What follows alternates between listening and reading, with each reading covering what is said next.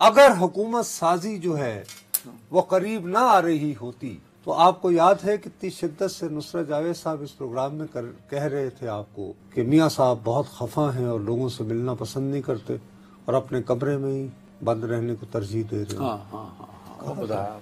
आज क्या हुआ है? सर सुना है वो मलका कोहसार नहीं तो वो आए कैसे? खुसूसी तैयारे से वो लाहौर से रवाना हुए और यहाँ आए। हो सकता है उनका अपना जहाज हो। क्यों निकले और मुझे क्यों निकाला से आखिर इतना जहाँ पे नहीं, उन्होंने, आपको नहीं पता, उन्होंने शायद वो पिछले 2-3 दिन पहले अपना सीनियर रहनुमाओं का एक इजलास बुलाया था नून का। सर वो बुला लेने से पहले भी कुछ हुआ था, लेकिन अब मुसीबत ये है कि आपने चूंकि कट्टा खोल दिया है वक्त जाया करने के लिए। आपका मसला ये है कि मैं तुम्हें शुरू होते ही कहा होता है शब रोज तमाशा मेरे आगे। वाह। दूसरी बात ये है कि एक चीज होता है मेन शो, एक होता है साइड शो। ये जो सारी चीजें हो रही हैं ना, ये साइड शो है। अच्छा, तो मेन शो क्या है?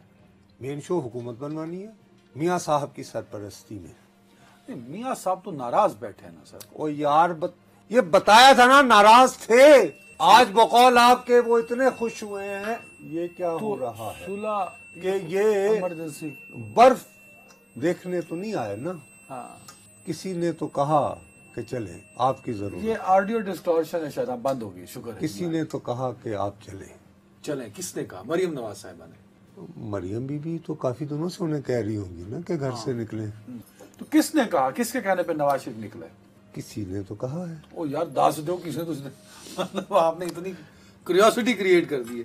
बहरहाल किसने कहा है? जी, पाकिस्तान के एक बहुत ही गहरे भाइयों जैसे मुल्क हैं। मुल्क हैं, कई मुल्क हैं। एक मुल्क ज़ाहिर है तो फलस्तीन हमारा बरादर मुल्क है, लेकिन फलस्तीन तो बेचारे खुद आजकल मुसीबत में गजा में है। बहरहाल एक बहुत बहुत बहुत आला सतह के नुमाइंदे आए थे लाहौर में। अच्छा। उनकी मुलाकात हुई और उसके बाद उन्हें कहा गया कि छोड़े गुस्सा, कौम को आपकी ज़रूरत है और ये आप हमारा बरादर मुल्क हैं। आप ये नहीं कि आप वज़ीर आज़म बन जाइए, लेकिन बराए मेहरबानी हुकूमत साजी में अपना किरदार अदा कीजिए। इसलिए वो तशरीफ़ लाए हैं। वो फिर आसिफ अली जरदारी साहब से भी मुलाकात हो जाएगी, मियाँ साहब की। नहीं, अब तो खैर वो मरी चलेगा ना सर। क्या आसिफ साहब को डॉक्टर ने मरी जाने से मना किया? उनका ऐसी कोई इत्तला है? कोई सर्दी में ज़्यादा नहीं रह सकते। तो मियाँ साहब का कमरा जो है वहाँ पे एसी वेसी नहीं है। बहुत गरीब आदमी के घर है। एसी में तो और ठंड हो जाएगी सर। ओ यार, इन्वर्टर होगा या नहीं लगा हुआ थे? ये अमीर लोग हैं, मियाँ साहब हो गए, आसिफ साहब हो गए, ये गरीब लोग तो नहीं है ना। नहीं, सही कह रहे हैं। ठीक है ना? मैं 2-3 मरतबा सर्दियों में गया था आसिफ साहब के ये FA2 वाले घर में, तो मुझे अंदर पसीना आ रहा था इस सर्दी। अच्छा, इस हद तक तापनाक हीटर है उनका। जी जी। मियाँ साहब को अगरचे ठंडक पसंद है। वो गर्मी में बैठे हो ना जीप में तो बार बार ड्राइवर को कहते हैं कि तू बंद करता सी दरमियान की गल है, तो बंद करता सी ठंडा क्यों नहीं करता पाया। उनको जरा वो उनके उस जो बंदे आए उन्होंने नवाज शरीफ साहब को राजी किया कि तुसी बाहर। सर ये बहुत आपके पाकिस्तान के कलीदी दोस्तों में से एक मुल्क के बहुत ही बड़े लेवल के नुमाइंदे। तो उनको क्या पड़ी थी कि वो चल के पाकिस्तान आके मियाँ साहब ने कह रहे हैं बाहर आओ। पाकिस्तान की अपनी एक अहमियत है कुछ हवालों से। अच्छा। और कुछ मुल्कों के लिए बहुत ज्यादा है। तो आप समझते वो यहाँ पे केओस नहीं देखना चाहते। वो ये चाहते हैं कि जल्द अज जल्द पाकिस्तान में हुकूमत कायम हो।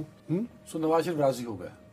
नवाज शरीफ उनके समझाने पर हुकूमत साजी में अपना किरदार अदा करने को आमादा हो। अच्छा, एक तो नवाज शरीफ समझ गए, और कौन कौन समझा इस सारे प्रोसेस? हाथी के पांव में सबका पांव आ गया। फिर जो लोग, भाई आसिफ साहब तो पहले से ही तैयार हैं या नहीं? भाई हाथी के पांव में सबका पांव आ गया। पार्टी भी सर रिलक्टेंट फील नहीं, देखो रिलक्टेंस का एक फर्क है ना बाबू। रिलक्टेंस ये है, रिलक्टेंस वाली बात एक लेवल पे तो खत्म हो गई थी ना उस दिन।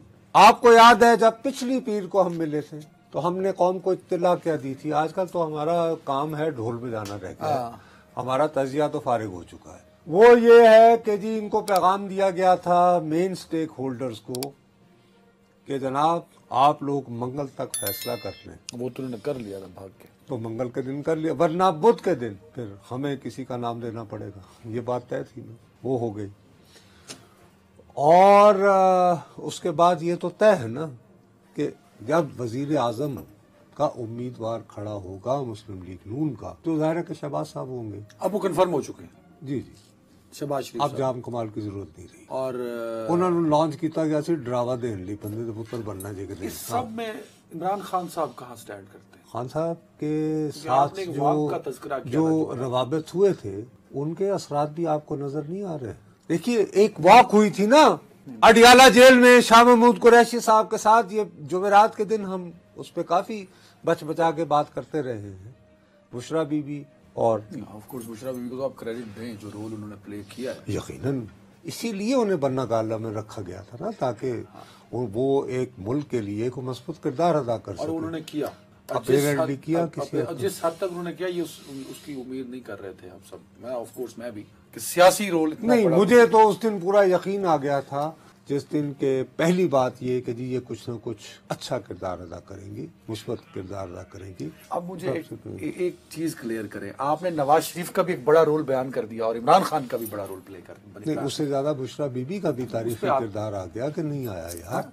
वो तो आ गया। गुस्सा जरा कम करने में कि किरदार तो अदा किया ना, चीजों को नॉर्मलाइज किया, वो मिलती हैं। तो इमरान खान साहब जो हैं वो उमर अयूब को नामजद करते हैं ना कि ये सारा किरदार जो है वो बुशरा साहिबा ने अदा किया। उन्होंने भी, हाँ उन्होंने भी ऑफ कोर्स, मतलब मैं भी ये फील करता हूँ कि जो किरदार बुशरा साहिबा ने अदा किया है, पॉलिटिकल रोल जो प्ले किया है, वो उसकी हम तवक्को नहीं कर रहे थे।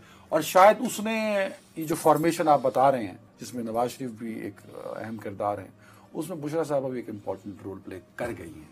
अपेरेंटली अगर वो ना करती तो हम इस जगह पे वो ना वॉक होते। बहुत प्रोडक्टिव साबित हुई जो उनकी अडियाला वॉक में और हुई। उनकी मुलाकातें, मेरा ख्याल है आइंदा वजीर खजाना को उथे वॉक करे ताकि आइंदा ना डील और भी हो बुशरा जाए। बीबी का विजन भी। जी हाँ।